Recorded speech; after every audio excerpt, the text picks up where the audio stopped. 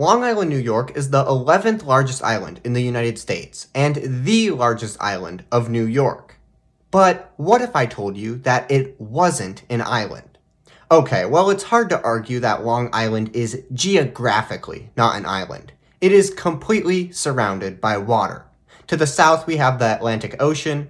To the north, we have the Long Island Sound. And by New York City, there is the East River, which isn't actually a river. It is a strait. However, legally, according to the US government, Long Island is not an island, but instead an extension of the mainland, essentially a peninsula. This goes back to 1985. At this time, there was a debate between the states and the federal government over whether the Long Island Sound and the Block Island Sound should be considered federal or state waters. If Long Island was considered an island, then all the waters 3 miles out from Long Island would be considered federal waters. However, the states of Rhode Island and New York wanted to control the shipping of the Long Island Sound and the Block Island Sound.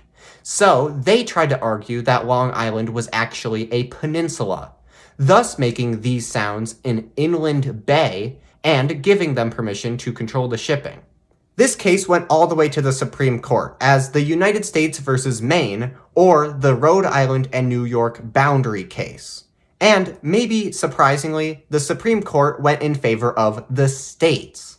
This made Long Island legally a peninsula and gave New York and Rhode Island the ability to manage over the shipping in the Long Island Sound. The Supreme Court's argument was that the Long Island Sound does not act as a major shipping or transportation route, and so should thus be considered to be state waters instead of territorial waters. But this just shows that geography and law do not always match. To quote the Supreme Court case, the court should affirm, or really reaffirm, that a geographic island is an island in the eye of the law, except in the very rare and unusual circumstances. Thanks for watching.